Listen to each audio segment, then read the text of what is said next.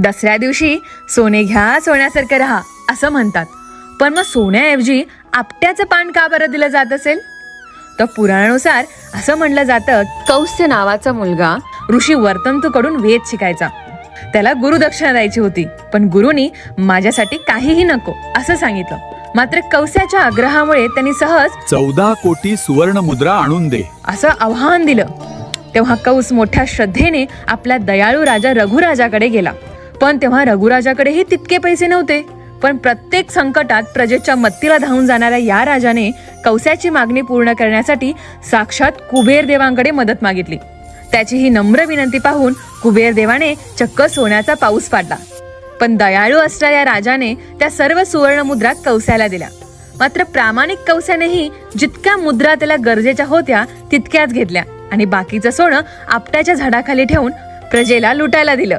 तर तोच दिवस होता दसऱ्याचा.